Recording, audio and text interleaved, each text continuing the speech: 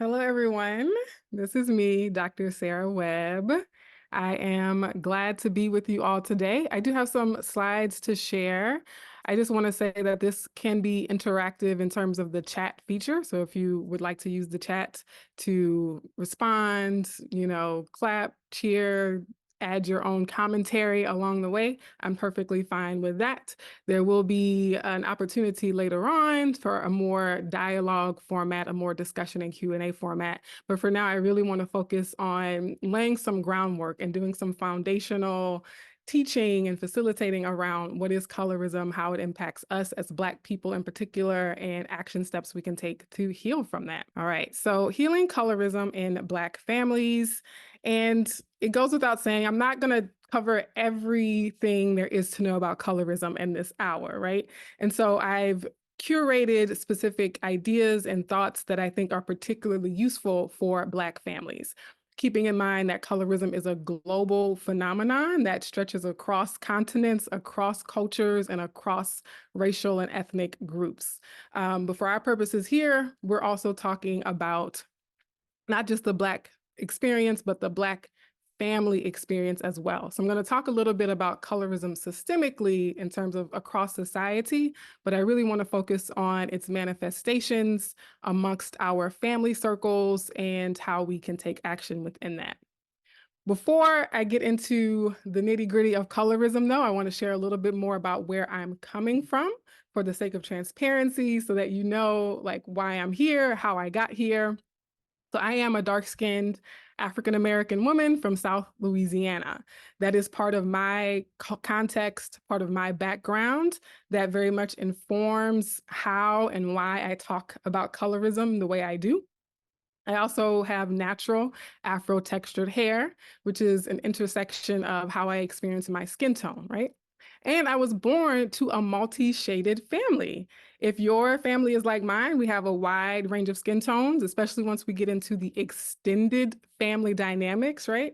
And we even have multiracial people within that extended family dynamic. I particularly grew up in a household with a single mom who was lighter skinned, an older brother who was darker skinned, and an older sister who was lighter skinned as well. My dad is dark skinned, even though he didn't grow up in the household with me. And so on the left, you have a picture of me and my family, if you're able to view it.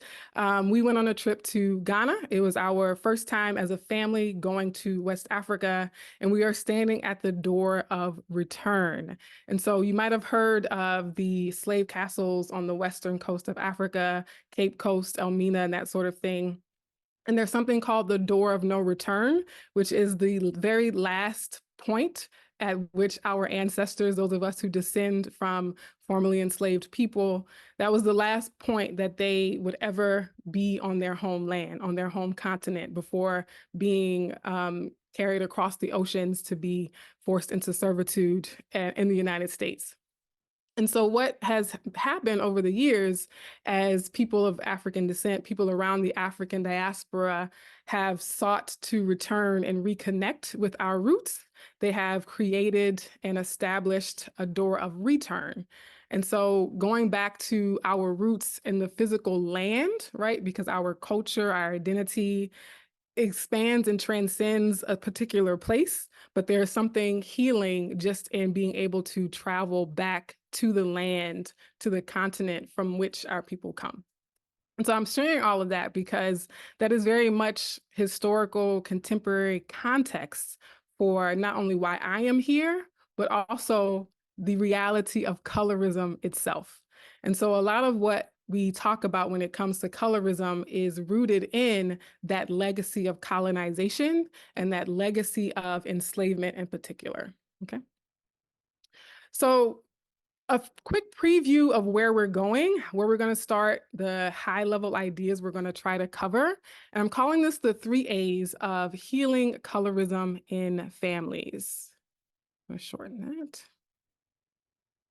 So the first A is awareness. Awareness. And so that means knowing what colorism is. So what is it? Also understanding the impact of colorism, the scope of it, and how can we raise our awareness about what colorism looks like in our families. in families in general, but also our specific family.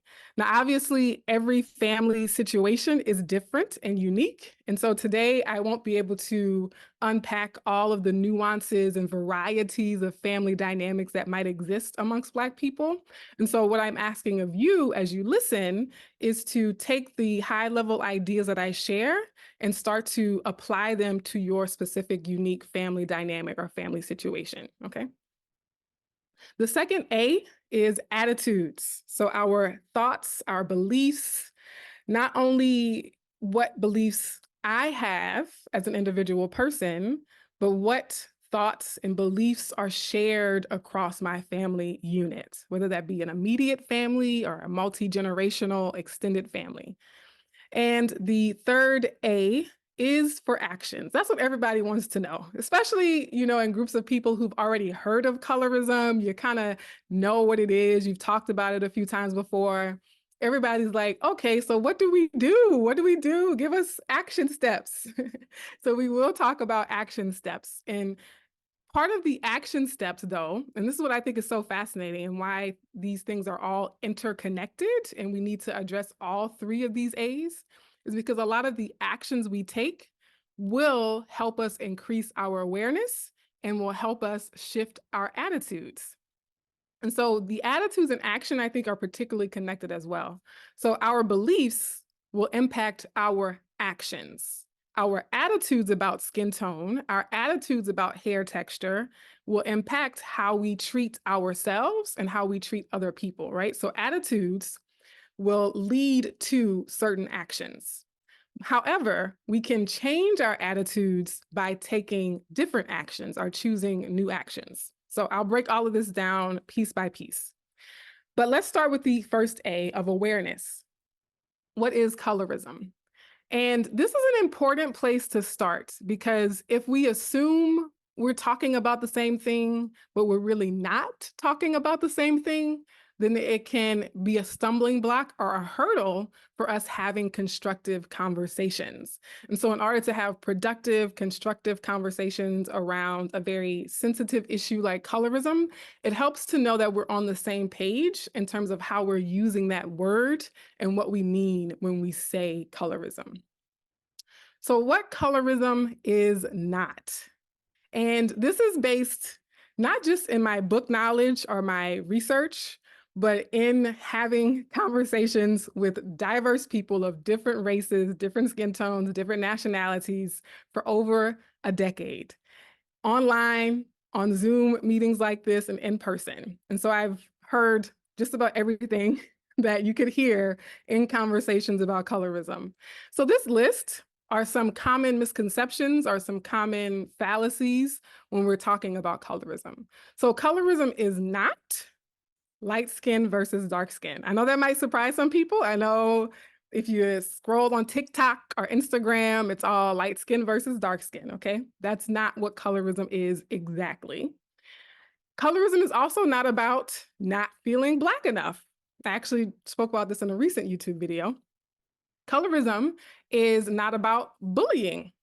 Colorism is not just a matter of jealousy. I also did a YouTube video about being called jealous for speaking up about colorism. Colorism is not sibling rivalry. And colorism is not a beauty contest. Now, for some of you, you might be scratching your head and you might be saying like, well, I thought all of that was very much colorism. So what I will say is that a lot of these things are rooted in colorism. A lot of these things might be related to colorism. They might be the result of colorism, but they are not synonymous with colorism, okay? So colorism can cause these things. Colorism can result or lead to these kinds of things, but colorism is not limited to any one of these items on this list. It's much bigger than that.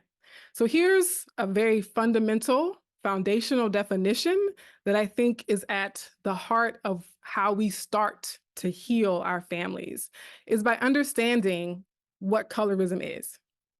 So colorism is the social marginalization and systemic oppression of people with darker skin tones and the privileging of people with lighter skin tones. Now, in this definition, I use some words that I want to unpack before we advance. So when I say social marginalization and systemic oppression, what I mean is that it's not just about being called a name on the playground. It's not just about being rejected for a date. This means that every sector of society, every aspect and facet of our culture around the country and across the globe has a pattern, a really deeply entrenched, long held pattern of people with the lightest and whitest skin tones and the most European features or appearances being at the top of the social hierarchy, and people with the darkest skin tones and the more indigenous or Afrocentric features, hair textures, et cetera, being relegated and pushed to the bottom of the social hierarchy. That's what we look at when it comes to colorism. Colorism is also a spectrum of privilege. So we can't oversimplify colorism by saying, oh, light skin is in this position and dark skin is in this position. One, because what is considered light, what is considered dark is not the same for everyone. I mentioned that I'm from South Louisiana, and the cutoff or the threshold of what it means to be considered light-skinned in South Louisiana is very different than what that threshold or cutoff might be in other parts of the country. I have often been in rooms and spaces where someone will speak up and say, well, yeah, growing up as a light-skinned person, and then someone else will look at you and say, but you're not even light-skinned. And on the other side of that coin, I've been in rooms and spaces where people have said, but Dr. Webb, you're not even that dark, right? Why do you consider yourself dark skinned? I know people who are many shades darker than you, right? And so it is a spectrum of privilege. It's a spectrum of marginalization, and it's not all or nothing, right? So what is the social impact of colorism, the societal impact? So taking a high level view before we drill down to the family unit specifically. So colorism impacts 4 general sectors of society, the first one being healthcare, physical health as well as mental health. So studies have reported that experiencing colorism leads to greater stress in our bodies. It results in implicit bias in the healthcare system. So nurses, doctors, administrators in hospitals will perceive people with darker skin tones as less clean, more morally deviant, or being stronger, being more impervious to pain, right? And I think about how this impacts people despite socioeconomic status, for example, when we think about Serena Williams with all of her millions almost dying in childbirth, right? Because of racist and colorist and misogynoirist stereotypes. Also, colorism impacts access to adequate healthcare because of the correlation to social class. And it results in decreased mental health and well-being, right? Now, a second sector of society that we see colorism's impact is in policing and law. So implicit bias, a lot of times we focus on the racial component of implicit bias. But here's a thing that not enough people talk about. In order to profile me, in order to racially profile me for my race, you have to first perceive my race. So if you say, oh, this cop stopped me because I'm Black, it begs the question, how did that cop know you were Black? They don't have access to your birth certificate in that moment. They're not looking at what you checked off on the census in that moment. They're going solely based on what they see. And this is an important distinction when it comes to colorism versus racism, okay? So racism can be despite what you look like because of how you identify, because of again, your legal standing, your legal racial identity or classification. Colorism is really, really focused on what our physical appearance is. And so implicit bias is solely based on, not solely based, it can be based on other things like our speech patterns, how we dress, our mannerisms, et cetera. But in terms of a lot of racial profiling, it's based on what people see. I'm going to profile you as an immigrant because of what I see. I'm going to profile you as lower status because of what I see. I'm going to profile you for being Black because of what I see, right? And again, it can include things like our speech patterns. So if someone speaks with an accent or if they speak a certain dialect, they might also have implicit biases based on that. But when it comes to colorism, we see that the implicit bias negatively impacts darker skinned people disproportionately, darker skinned Black people in particular. And it impacts their access to adequate legal counsel due to, again, due to socioeconomic class. And this is somewhat controversial, but I say this in groups of people who are racially diverse oftentimes. When we think about Alton Sterling, who was murdered by cops in my hometown of Baton Rouge, Louisiana, we think of Eric Garner, when we think of Michael Brown, when we think of Ahmaud Arbery, when we think of Botham Jean, when we think of George Floyd, they weren't just Black men. They were specifically dark-skinned Black men with full features. Many of them were larger in stature. And so it has been shown not just in those anecdotal examples, but also in data, both simulations of shootings as well as pattern recognition across police killings over several years, that the darker your skin tone, the more likely you are to be a victim of racially motivated violence, okay? And then a third significant realm in which colorism impacts us as Black people, also other groups of people as well, is colorism in schooling and education. Again, that implicit bias piece. So studies show that teachers, administrators, and staff have lower expectations for their darker skinned students. There's perceptions or correlations people have in their minds with intelligence and skin tone. Also, colorism is there's a lack of representation in curriculum, and all of this negatively impacts grades, graduation rates, so how much education people achieve over their lifetime, as well as opportunities and extracurricular activities, dance, band, choir, theater, etc., and disciplinary processes. One of the studies that spoke to me the most when I was beginning my research studies as a former high school teacher, and actually teaching high school is one of the reasons I started writing about and speaking up about colorism publicly, because at my majority Black high school where I taught English, I was hearing my students say colorist things about themselves, such as I'm less proud of myself because I got darker over the summer. They would say things like, oh, I wish I was light-skinned like my mom, right? Or I had students say things like, I don't like this picture of myself because I look too Black on here. And so it was in that high school context where I realized, oh, colorism wasn't just a personal problem that I had growing up. It's actually bigger than me. And it's going to continue to persist if we don't start talking about it and trying to do something about it. But back to that research study I'm mentioning is that it showed that for Black girls in particular, those with the darkest skin tones were 3 times more likely to be suspended from school than Black girls with very light skin tones. And this was despite grades. This was despite their socioeconomic status. This was despite the kinds of schools or neighborhoods that they went to school in. And I often tell people, if we heard that statistic and it was comparing white girls to Black girls, most people would be incensed. Most people would be enraged and they would say, oh my gosh, look at this inequality. We have to do something about this. How can we let this happen? That Black girls are 3 times more likely to be suspended than white girls for the same infractions, despite having similar GPAs.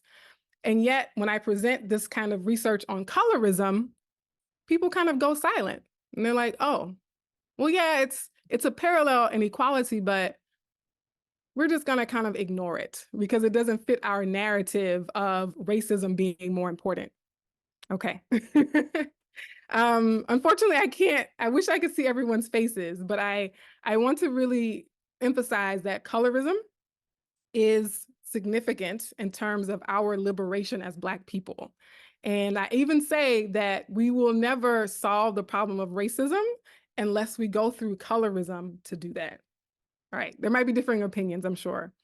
And then the fourth major social area that we see colorism's systemic impact is in wealth and wages. So again, that implicit bias thing, the correlation between, oh, I don't know, I just think Sally was more approachable. She just seemed like she would be a better fit for the company culture. Or yeah, there was just something about John that just really, seemed like he would be a good team member. And so we know that hiring practices, interviews, who gets a promotion, who gets a raise, all of these things are primarily subjective, right? And so when we understand that there are negative correlations between having darker skin and more positive associations for people who have lighter skin tones, we can see kind of naturally, logically how that plays out in the workforce.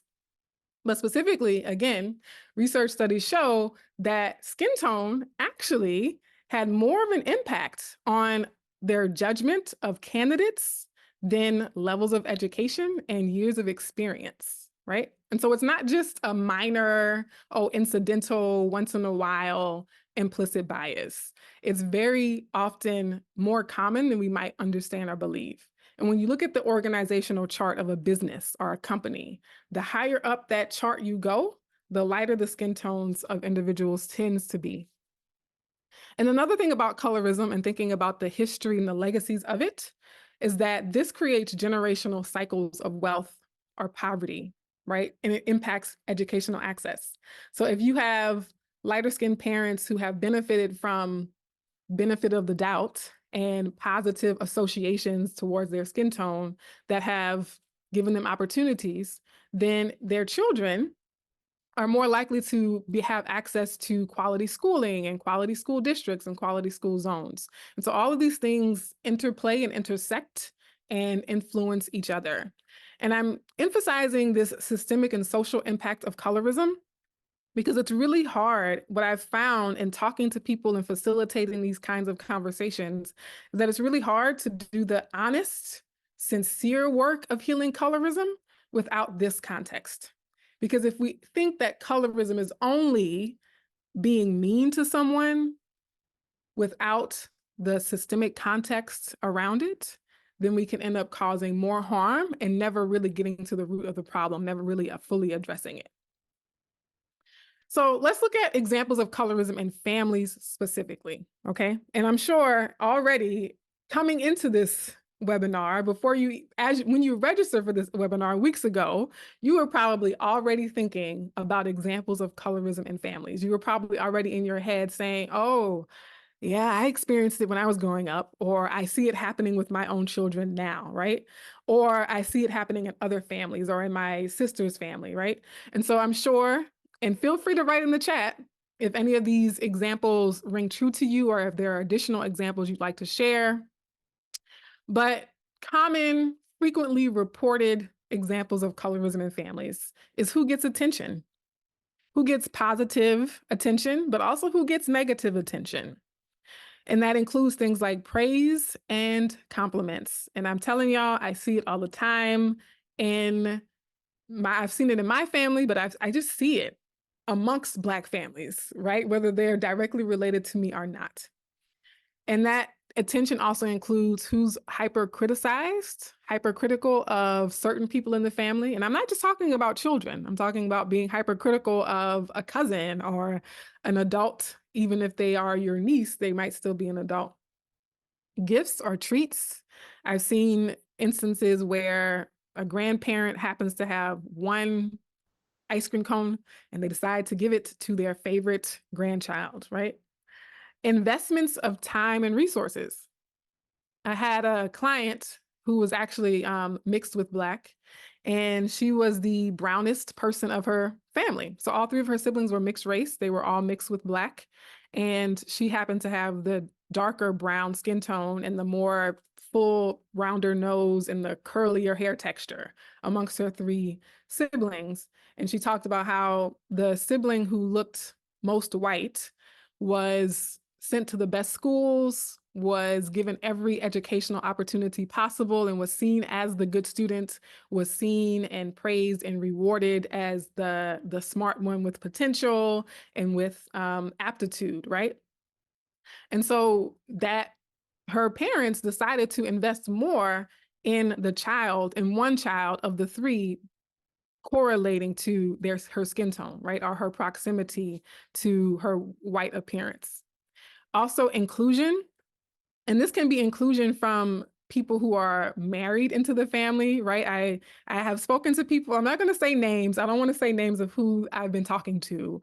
But again, in my many, many conversations, the very light-skinned sister-in-law or the very light-skinned daughter-in-law being welcomed and praised and highly esteemed in the family, but the darker-skinned person who marries into the family is sort of shunned, not fully accepted.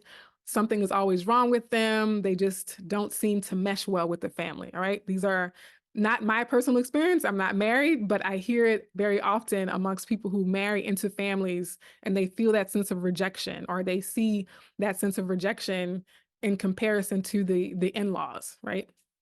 And then punishment and discipline. And this is something I've seen in my extended family when I was a child, a teenager, a young adult, observing these things.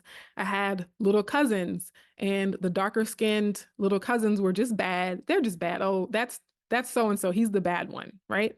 And they would just dote on the light skinned son, and who also had a looser curl pattern, right? And everything was like, oh, we have to take care of him and we have to look out for him. Oh, but the darker child, they're just that bad one. You know, he's always cutting up. He's always getting into something, right? And so that becomes self-fulfilling prophecies. And this is tied back to my experience teaching high school, but there were fraternal twins, two fraternal twins at the high school where I taught. I taught the darker skinned twin in my class, and he had a lighter skinned brother. He wasn't very light, he was just a few shades lighter, and he had a thinner nose, right? And the one with lighter skin tone, the teachers loved him. They praised him. I saw how his mom interacted with him. He was on the honor roll, you know, a star athlete. And the darker skinned student who was in my class was ignored by teachers. Again, didn't receive as much investment and praise from his parents when I saw them interacting, was in remedial courses and that sort of thing. And so these ideas and narratives that we start to tell children when they're just 3 years old, right? How you see family members labeling a 3-year-old child as bad, right? As if all toddlers don't throw tantrums. And that becomes a self-fulfilling prophecy throughout the entire trajectory of their life, right? Impacting like, okay, well, if I'm the bad child, if I'm, the stupid child, then, I'm not going to try. I'm not going to bother studying, because why? People have already told me that I don't have the aptitude or the potential the way my lighter skinned brother does or my lighter skinned sibling does. And actually, for those of you who are familiar with Michael Eric Dyson, pretty popular in terms of his commentary on race in America, but he's fair-skinned, and he did an interview on one of the news channels like ABC or something like that many, many years ago with his darker-skinned brother, who is actually in prison. And so Michael Eric Dyson being light-skinned, his brother being a darker brown skin. Michael Eric Dyson is a tenured professor who has his own talk shows. His darker skinned brother, who was told, well, you are the bad one. You don't have as much potential, did end up in prison. And so we're looking at lifelong trajectories that people can fall into based on these narratives that are placed on them by their families at early ages. Okay. So the second A for healing colorism in families is that awareness piece. So being aware of really what's going on in our communities when it comes to colorism, but the attitudes is about self-awareness just as much as it is about being aware of what other people do. And I often see when we're talking about colorism in families or colorism with children is that a lot of adults, they want to say, yeah, how can I help my kids? I just want to help my kids. I just want to focus on my kids. And I might not have to tell this audience that, but helping yourself is actually helping your children. And in fact, if we don't take the time to process and heal and check our own biases and check our attitudes, we could inadvertently be harming our children, right? And so we want to make sure that we don't have any subconscious or unconscious trauma or bias or social conditioning that might be coming out in our words and how we talk to our kids or the things that we do in front of our kids, right? And so that self-awareness piece is really important. And here are some things we can do to increase our self-awareness and to look at our attitudes. The first thing is to ask and be honest. You don't have to respond during this particular session, but I would encourage you to take a screenshot, to take a picture. I know this is being recorded, or write this down. I want you in the quiet moments where you're by yourself, to get out a notebook and respond to the question, why do I have a positive or a negative attitude about certain skin tones? This might be, it might be tempting to say, oh, I don't have positive or negative attitudes. And I say you might not consciously have a negative or positive attitude about certain skin tones, but I ask you to have the courage and be thorough in saying, I don't want to have a bias, but if we're talking about implicit and unconscious biases, I have to be willing to question and look at if I might have that, right? And if you find that you don't, fantastic. Let's keep going, right? Another question I want you to ask is, how did that attitude develop throughout my life, right?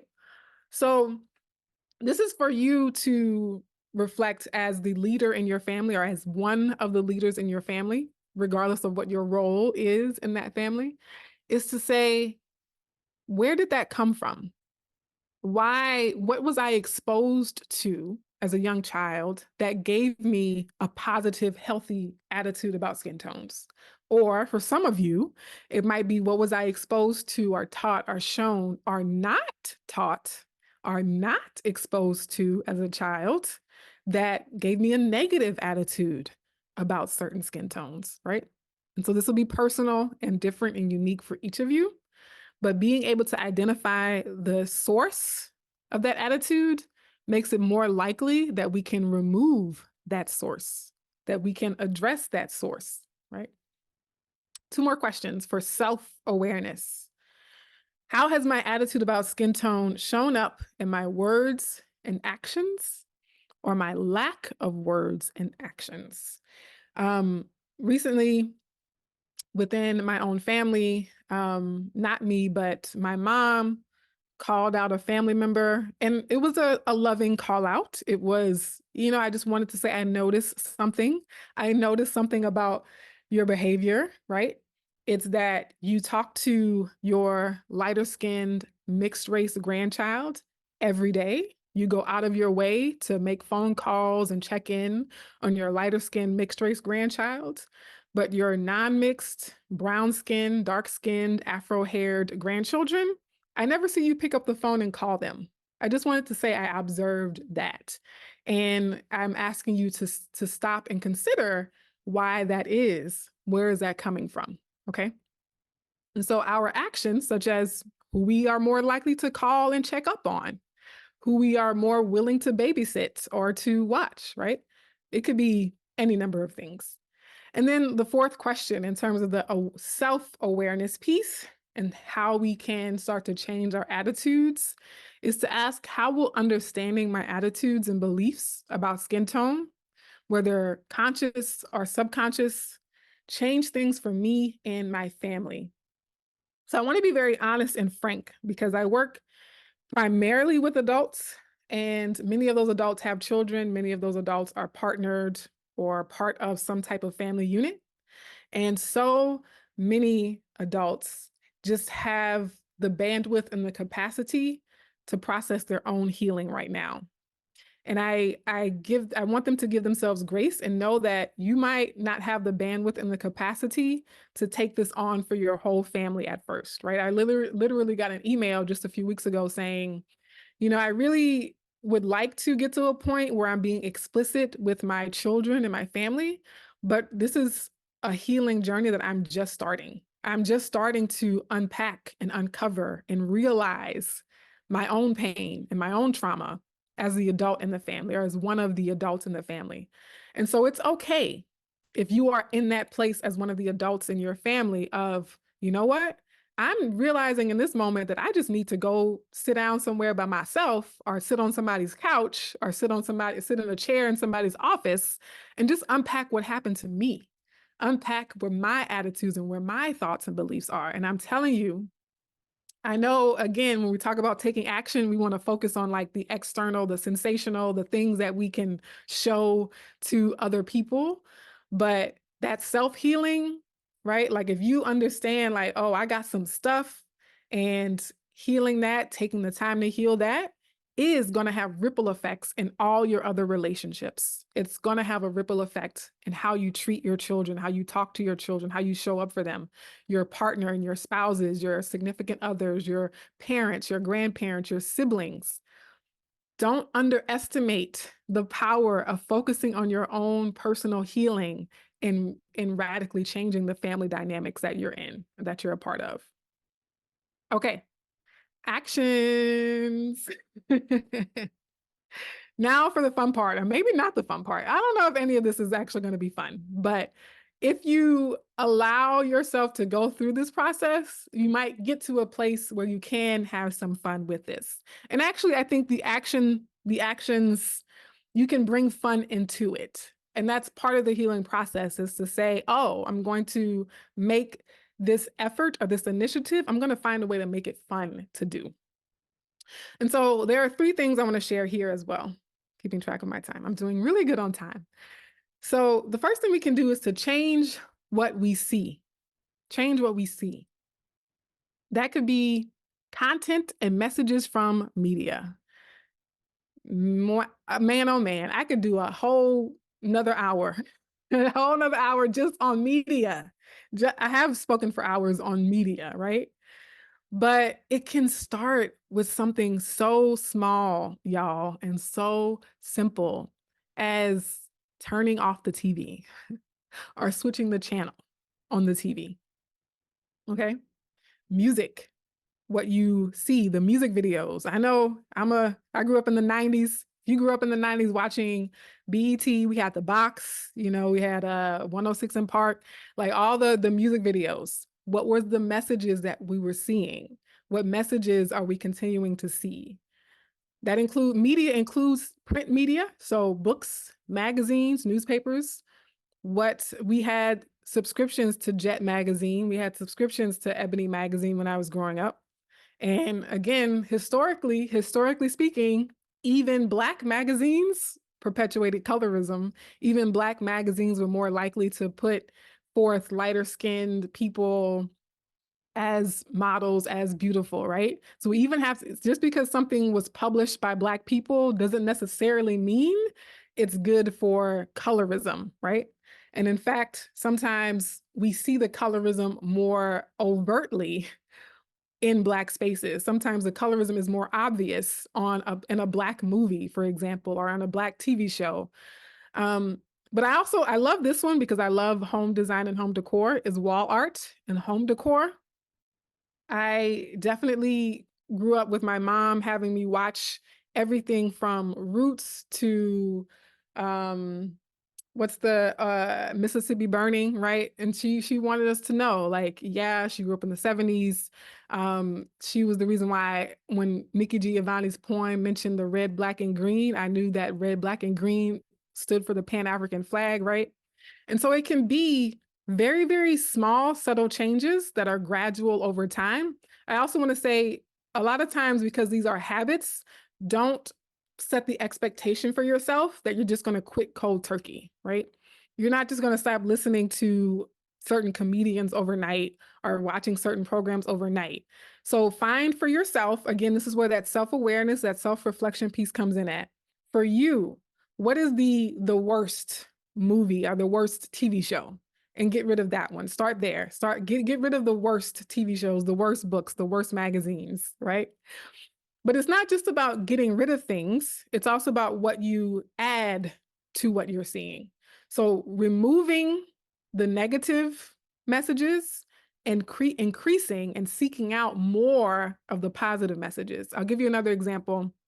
What I tell people on Instagram, for example, do all the unfollowing that you need to do, and then use that search bar to go and find other people who help you unlearn and retrain your brain when it comes to these biases and associations with skin tone. And then also fashion, clothing, accessories, right? I see an effort to bring in, whether it be cartoons or characters that are brown skinned. And I will say that children today are better off. I feel like we have more representation. We have more diversity of representation now than ever before, thanks to things like the internet, thanks to things like self-publishing. A lot of Black authors are self-publishing books that we can buy for our children, right? And so changing what you see, what do you need less of and what do you need more of? And this is for you as an individual person, as well as you and your family, right? Particularly if you have children. The next thing is changing what we say. So what we say is often impacted by what we've been seeing, right? But this is both what we say as well as what we allow others to say. And this is where it gets complicated for people because people don't feel comfortable confronting other family members. And so I'll say here that colorism, it exists within families where there might also be other issues that are impacting your ability to address colorism. And so we are in this community right here with the Therapy Fund Foundation. You have access to professionals who can help you work through and sort out the wide range of issues that could be plaguing our families. But I'll say things, there could be other issues that make it harder to address colorism specifically. And so if you have a narcissistic partner or parent or sibling, you're dealing with that narcissism. And so it's harder to talk to that person about something like colorism, right? And so just keep that in mind as you, again, give yourself grace, be patient with your process, and just know we can also have conversations about when do you push the point and when do you sort of just pull back, right? And so you'll know based on the person if it's worth pushing the point, right? Or holding them to that, or if it's worth simply removing yourself from that situation. But what you say, especially in front of your children, but also in front of anyone, and even if you can't change the mind of the person who said something colorist, who made a quote unquote colorist joke, or who's praising the lighter skinned cousins and ignoring the darker skinned cousins, you might not ever change the minds of the people in your family, but it's still necessary to say something. It's still necessary for you to call it out and speak back to that for two reasons. One, you never know who's going to hear you and learn from that, right? And so the person you're talking to specifically might not ever change, but the two other people in the room who overheard it, they might change. So if you're at a family gathering, there are 10 people, an uncle makes a colorist joke, you say something, that uncle might be dismissive, he might write you off, he might say, oh, I was just joking, why are you being so serious? He might not actually change. But the 8 other people at that table, it's an opportunity for them to take away a piece of that learning, okay? But the second reason why you want to speak up, even if you can't change that person's mind, is because of the person who received that joke, the person who was the target of that joke, they need to know they have allies in the family. And so often people are experiencing colorism and suffering from colorism, and they feel like they're alone. They feel like everyone else agrees with the colorism. They feel like no one is really looking out for them. And so you can signal to other relatives that, hey, I am a safe place if you want to come to me and talk about what you're experiencing with colorism, right? But if you are silent, what the message you're sending to them is like, oh, well, you know, Aunt Sarah was there and she didn't say anything. Aunt Sarah was there and she didn't speak up for me, right? And so again, speaking up, a lot of times we say, oh, I'm not going to say anything because I'm not going to change my uncle's mind. But it's not always about that. You speaking up could make your dark-skinned niece or your nephew or your cousin feel like they have someone on their side, like they have someone who sees them, okay? And I also say here too, like jokes of any kind related to anti-Blackness or based on racism, and I made a reel about this, right? Black people are very, very funny and we are very humorous. We have a lot of dexterity and skill when it comes to jokes and humor and rhetorical creativity that we don't need to go to racism to be funny, right? And I tell people, if you can't be funny without being racist or colorist or sexist, then maybe, just maybe, you ain't really funny. Maybe you're not funny if you can't make us laugh without being racist and offensive. So that's just my opinion.